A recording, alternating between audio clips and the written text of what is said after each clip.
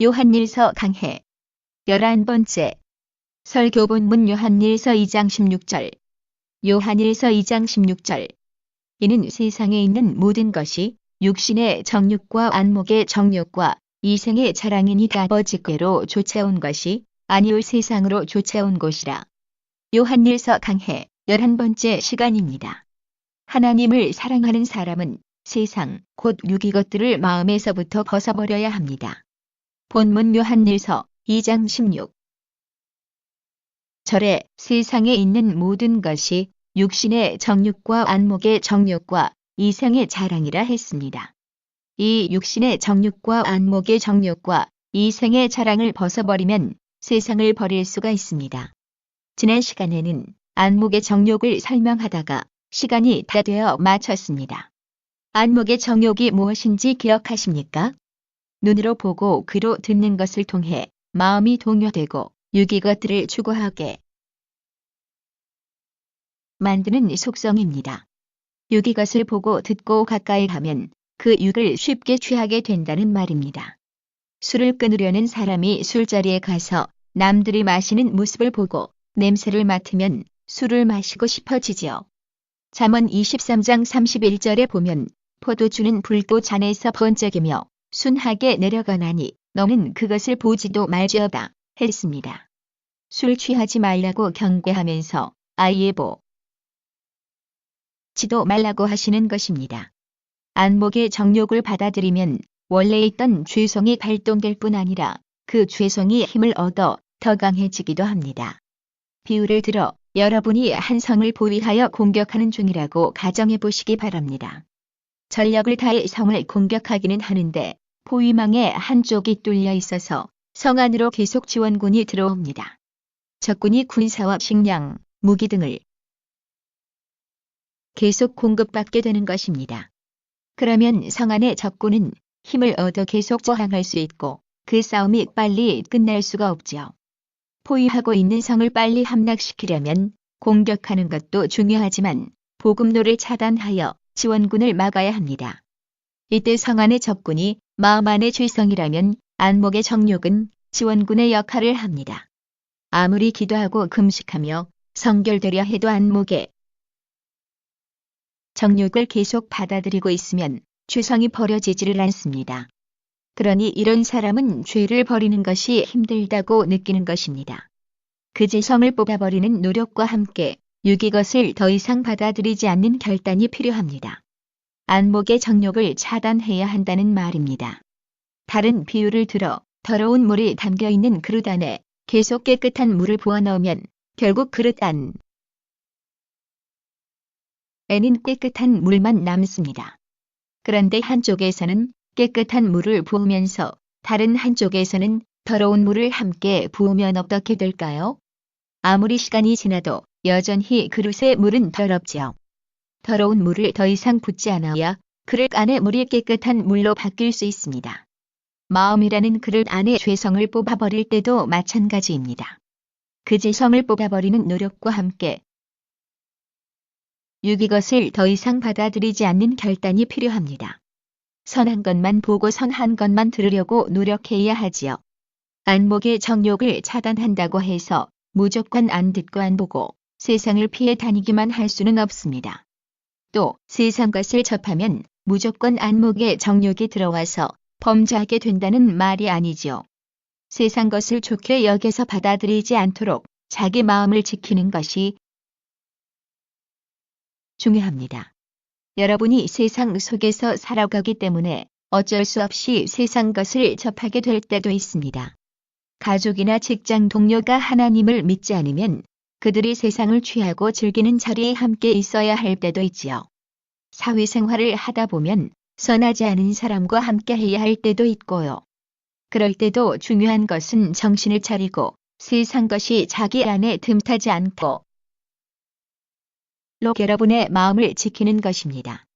이스라엘 백성들이 여리고 성을 공격할 때 하나님께서는 모든 적군을 진멸하고 어떤 물건도 취하지 말라고 엄히 명하셨습니다. 이 명령을 듣고도 아간이라는 사람은 값비싼 보물을 보자 탐심이 동하여서 외투와 금, 은 등의 물건을 몰래 숨겼습니다.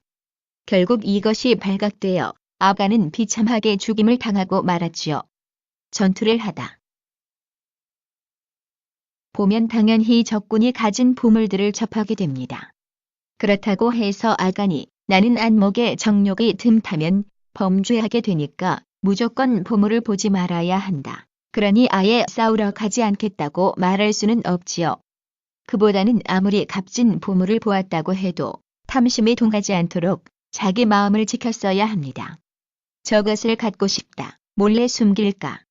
이런 생각을 받아들이지 말고 단호하게 차단해버렸어야 한다는 말입니다. 그 보물로 인해서 부자가 될 수 있다고 생각하는 것이 아니라 돌에 맞아 처참하게 죽게 된다고 생각한다면 보물이 눈에 들어오겠습니까? 누가 손에 쥐어주어도 멀리 던져버렸겠지요. 여러분이 세상과 육을 대할 때도 이런 마음을 다져나가면 됩니다. 억지로 눌러 참으면서 계속 피하고만 있는 것이 아니? 육의 열매가 결국 사망인 줄을 깨달아서 마음에서부터 싫어하고 멀리해야 하는 것입니다.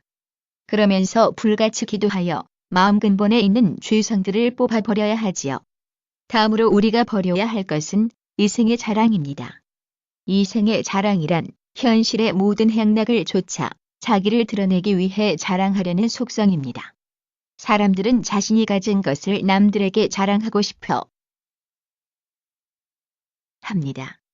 부와 명예, 지식이나 견세, 외모에 대해 칭찬을 받으면 기분이 좋고 남들이 부러워하는 시선을 즐거워합니다. 자신에게 자랑할 만한 것이 없으면 부모나 배우자, 자녀들, 친척들에 관한 자랑거리라도 찾아내지요. 유명한 사람이나 권세자와 친분이 있다는 것을 은근히 내세우기도 합니다.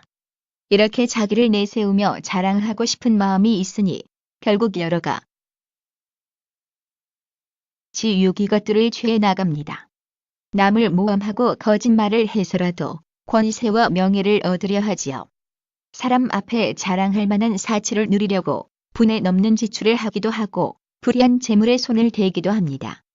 부귀 영화를 마음껏 누렸던 솔로몬 왕도 전도서 1장 2에서 3절에 헛되고 협되며 헛되고 협되니 모든 것이 헛되도다. 사람이 해 아래서 수고하는 모든 수고가 자기에게 무엇이 유익한고 영적인 시각으로 보면 이생의 자랑은 아무 유익이 없는 것입니다. 시편 103편 15절에 인생은 그날이 풀과 같으며 그 영화가 들의 꽃과 같도다 했지요. 이 세상에서 아무리 많은 자랑거리를 가져도 영원히 누릴 수 있는 것은 없고 참된 가치와 생명을 얻지도 못하기 때문입니다. 오히려 자기를 높이려는 마음 때문에 하나님을 대적하게 되며 결국 사망의 길로 가는 경우도 많지요. 예를 들어 이스라엘의 초대왕인 사울은 하나님께서 명하신 아말렉과의 전쟁에서 하나님을 거역하는 죄를 범합니다. 하나님께서는 아말렉의 모든 사람은 물론 육축까지 다멸하라 하셨지요. 그런데 사울은 자기 욕심을 좇아 좋은 육축을 살려서 가져왔습니다. 또 자기 영광을 드러내기 위해 아말렉의 왕을 포로로 잡아왔습니다. 하나님께서는 선지자 사무엘을 보내어 이 일에 대해 엄히 책망하시죠. 하나님을 거역한 대가로 사울을 버리고 다른 사람을 왕으로 세우신다는 것이었습니다. 이때 사울의 반응은 어땠을까요? 사울은 사무엘의 옥절하기 찢어질 정도로 그를 붙잡고 매달렸습니다. 자기 죄를 인정하기도 하고 매달려서 애원하기는 하는데 그가 하는 말을 들어보면 참된 회개가 아니지요. 사무엘상 15장 30절에 사울이 가로되 내가 범죄하였을지라도 청하옵나니 내 백성의 장로들의 앞과 이스라엘의 앞에서 나를 높이 사나와 함께 돌아가서 나로 당신의 하나님 여호와께 경배하게 하소서 했습니다. 내가 범죄하였을지라도 하면서 자신의 잘못을 인정하는 것 같지만 회개하고 돌이키려는 마음은 전혀 아닙니다. 비록 내가 잘못은 했지만 건 덮여두고 일단 백성들 앞에서는 왕으로서 위신이 설 수 있도록 나와 동행해 달라는 말이죠. 진정으로 중요한 것이 무엇인지 안다면 이럴 때 자존심과 체면을 세워서는 안 됩니다. 철저히 하나님 앞에 낮아져야 할 상황에서 사울은 오히려 자신을 높여달라고 요청하는 것입니다. 하나님께 버림받고 외면당하는 것보다 백성들에게 무시당하는 것을 더 두려워하고 있지요. 얼마나 미련하고 어리석은 일입니까? 이 생의 자랑을 좇는 사람은 이렇게 영적인 소경이 되기가 쉽지요. 그러니 세상의 유골 조차 자신을 드러내려는 것이 얼마나 어리석은지 깨달아야 합니다. 그런데 성경에 보면 자랑하라고 하신 말씀도 있습니다. 고린도후서 10장 17절에 자랑하는 자는 주 안에서 자랑할지니라 했지요. 주 안에서 자랑하는 사람은 우리를 구원하신 예수님의 십자가를 자랑합니다. 우리 힘으로는 할 수 없지만 믿음으로 무엇이나 할 수 있게 도와주시는 전능하신 하나님을 자랑하죠. 이 자랑은 하나님께 영광 돌리는 자랑입니다. 또 듣는 사람에게 믿음과 소망을 심어주는 자랑이지요. 간증하는 것도 주 안에서의 자랑입니다. 예전에는 이렇게 병들고 연약했는데 이제 주님의 은혜로 강건해졌으니 나는 지혜와 능력이 없지만 하나님을 기쁘시게 했더니 도와주셔서 사업터에 큰 축복을 받았습니다. 하나님의 말씀대로 섬기고 성실히 행했더니 직장에서 동료와 상사로부터 사랑받고 빠르게 승진했습니다. 전에는 공부를 잘 못했는데 하나님께서 집중력과 지혜를 주셔서 성적이 오르고 장학금을 받았습니다. 전에는 내가 이렇게 악한 사람이었는데 하나님을 믿고 새롭게 변화되었습니다.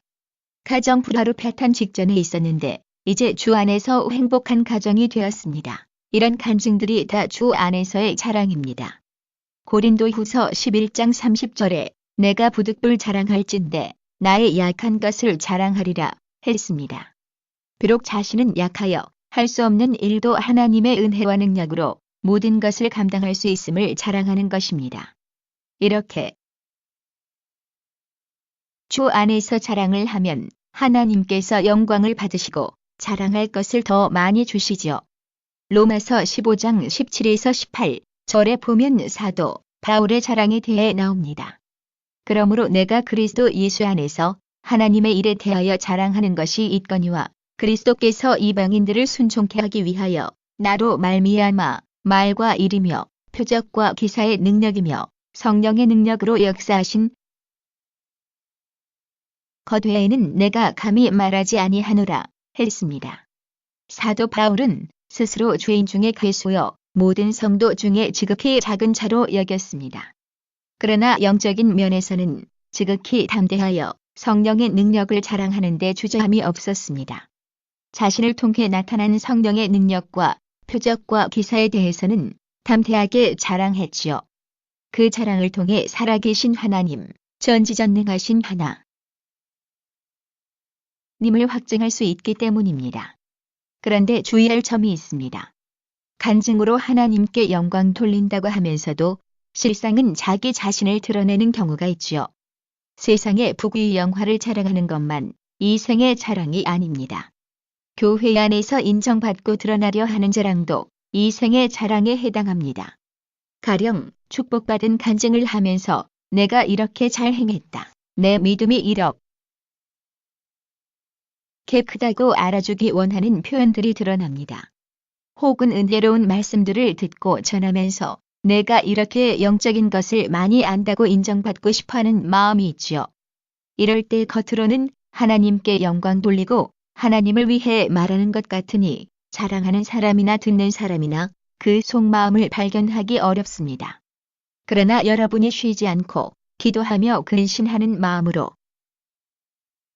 자신을 점검한다면 이런 것도 성령으로 깨우칠 수가 있습니다. 사랑하는 성도님들은 무익한 이 생의 자랑을 다 벗어버리시기 바랍니다. 경배하고 섬기며 희생하는 마음, 남을 나보다 낮게 여기는 마음, 상대가 인정받고 칭찬받는 것을 보면 자신의 일처럼 기뻐하는 마음, 오직 하나님의 영광만을 드러내기 원하며 나는 무익한 종이라 고백할 수 있는 낮아진 마음을 이루시기를 부탁드립니다. 에덴 동산에 살던 아담과 하와가 범죄한 것은 뱀의 미혹을 받았기 때문입니다. 창세기 3장 6절에 여자가 그 나무를 본즉 먹음직도 하고 보암직도 하고 지혜롭게 할 만큼 탐스럽기도 한 나무인지라 여자가 그 실과를 따먹고 자기와 함께한 남편에게도 주매 그도 먹은지라 했지요. 사람으로 하여금 세상을 취하게 하는 육신의 정욕과 안목의 정욕, 이생의 자랑이 이 한 구절 안에 다 표현되어 있습니다. 먹음직 하다는 것은 육신의 정욕을, 보암직 하다는 것은 안목의 정욕을 나타내지요. 지혜롭게 할 만큼 탐스럽다는 것은 그 지혜로 하나님처럼 높아지겠다는 것이니 이생의 자랑을 나타냅니다. 원래 하와에게는 하나님을 거역하고 선악과를 따 먹으려는 마음이 없었습니다. 그런데 자유의지 가운 대뱀의 미혹을 받아들이자 선악과를 먹고 싶은 마음이 들었고 결국 행동으로 따먹기에 이른 것입니다. 이렇게 죄악이 좋아 보이고 사랑스럽게 느껴져서 범죄하게 하는 원동력이 바로 육신의 정욕, 안목의 정욕, 이생의 자랑입니다. 사람이 세상과 세상 정욕을 계속 누리려고 할 때는 그것이 너무나 달고 좋게 느껴지고 버리기가 아깝습니다. 이 시간 혹시 그런 분이 있다면 그것이 정말로 아깝고 좋은 것인지 진지하게 한번 생각해 보시기 바랍니다. 정욕을 취하는 것이 아무리 좋게 느껴진들 순간의 쾌락에 불과합니다. 참된 기쁨과 만족이 없지요. 육을 취하는 만큼 믿음이 성장하지도 못하고 더 좋은 천국을 소망할 수도 없습니다. 하나님 앞에 담대하지 못하니 축복을 구할 수도 없고 어떤 문제가 생겨도 하나님께 의지할 수가 없지요. 그토록 많은 권능을 보고 들었는데도 정작 자신의 문제 앞에서 세상 사람처럼 육의 방법에 의지해야 한다면 얼마나 답답하고 안타깝습니까? 여러분이 세상을 끊고 육을 벗기만 하면 하나님의 사랑이 마음에 가득 차고 은혜와 능력이 충만해집니다. 무엇보다 마음을 영으로 채운 만큼 더 좋은 천국의 영광이 여러분에게 주어지고요. 헛되고 썩어질 세상. 것에 집착하지 말고 속히 다 벗어버리기를 부탁드립니다. 하나님께 속한 영이것만을 마음에 가득 담아 영원한 행복과 영광을 누리시기를 주님의 이름으로 축원합니다.